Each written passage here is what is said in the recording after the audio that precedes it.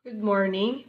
Today, pag-uusapan natin ang tinatawag na writing ng equations of a line given ang slope and y-intercept, given ang point at slope, at given ang dalawang points or coordinates ng dalawang points. Bago tayo magsimula, pag-usapan muna natin yung mga forms na gagamitin natin para maisulat ang isang equation ng line. Kung given ang slope at y-intercept, tatandaan na ang variable natin na magre-represent ng slope ay yung m sa formula. At para sa y-intercept, ang magre-represent sa kanya ay yung b sa formula. So, ang gagamitin natin ay yung tinatawag na slope-intercept form o yung kilala bilang y equals m na slope variable na x plus yung y-intercept na b. So, ang kailangan lang natin gawin kung alam na natin ang slope at y-intercept is to substitute to the form y equals mx plus b. Kung ang given naman ay ang point na mayroong coordinates na x sub 1 at y sub 1 at ang slope na m, gagamitin naman natin ang formula na y minus, kunin yung coordinate ng y sub 1 equals yung slope natin na m times the quantity x minus yung coordinate natin ng x, which is x sub 1.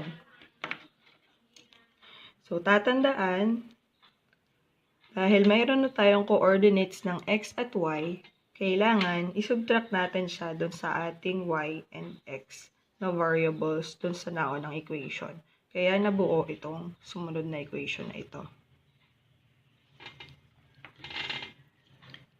Sa pangatlong formula, kung saan ang given ay coordinates ng point 1 na x sub 1, y sub 1, at coordinates ng point 2 na x sub 2, y sub 2, ang formula natin ay magiging katulad nito. Yun nga lang, kailangan isosolve natin yung slope na mayroon tayo. So, para makuha yung ating slope, given ang 2 points, ang formula will be m equals the difference of y's, y sub 1 minus y sub 2, over the difference of x's, x sub 1 minus x sub 2. And then, isa-substitute na natin siya sa formula na ito. So, we have y minus y sub 1 equals, ang m natin will be the formula of this one. So, y sub 1 minus y sub 2 over x sub 1 minus x sub 2 times x minus ang x sub 1 natin sa given.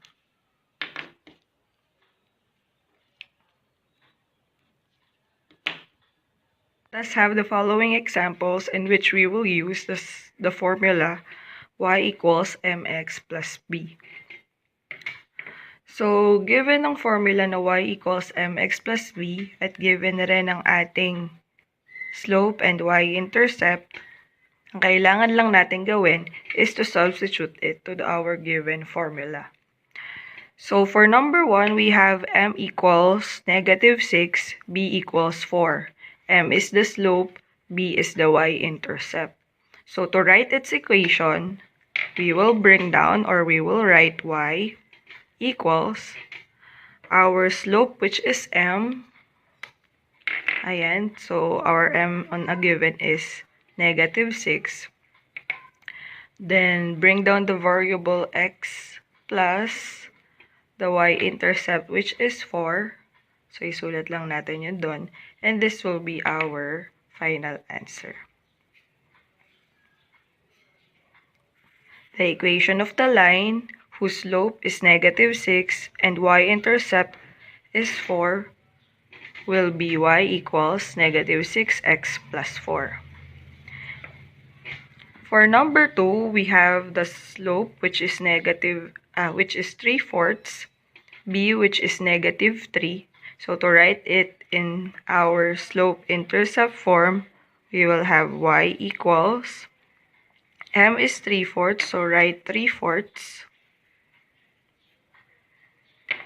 Write the variable x plus our slope which is -3.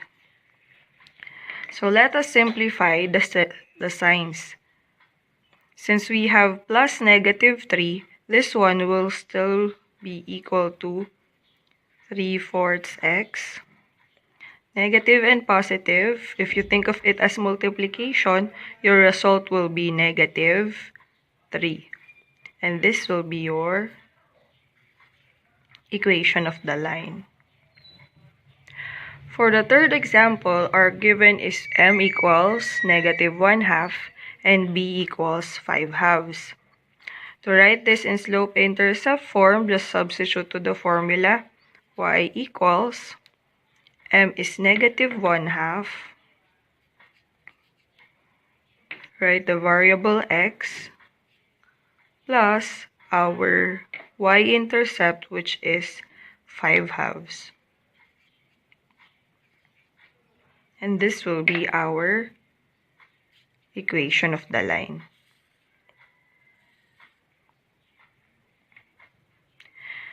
If you are asked to write the equation of the line in standard form, remember that the standard form of the given linear equation in two variables will be ax plus by equals c. The clue will be the variables x and y. So for the first equation, y equals -6x plus 4, to write this in standard form, we will have to transpose -6x to the other side of the equation, or by applying addition property of equality, we will have 6x. Bring down y because it's already in the left side of the equation. And bring down 4 because it's already in the right side of the equation. So our standard form for y equals -6x plus 4 is 6x plus y equals 4. On the second and third example, we have here denominators. So always remember, for you to eliminate the denominator, you have to multiply the whole equation by the LCD. And since we only have one denominator, let's choose that denominator.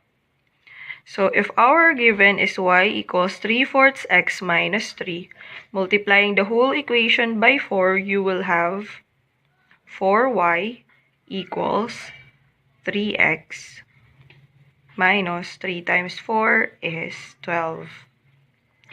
Transposing 3x to the left side of the equation, or applying subtraction property of equality, we will have -3x. Bring down 4y, which is still positive, and bringing down -12, which is still negative. Take note that 4y is already on the left side, and -12 will be on the right side. So this will be our standard form. For the next part, our denominator is 2, so multiplying the whole equation by 2, 2 times y is 2y. 1/2 times 2 is still 1 is equal to -1. And 5/2 times 2 is 5. By applying addition property of equality or transposing -1x to the left side of the equation, we will have 1x or simply x. Bring down 2y, plus 2y equals, bring down 5, which is still positive. Okay? So only the terms that needs to be transposed will be changed. Okay? So from being negative, transposing it to the left side of the equation, it will become positive. From being positive, transposing it to the left side will change it to negative. And from being negative again, transposing it to the left side will change it to being positive.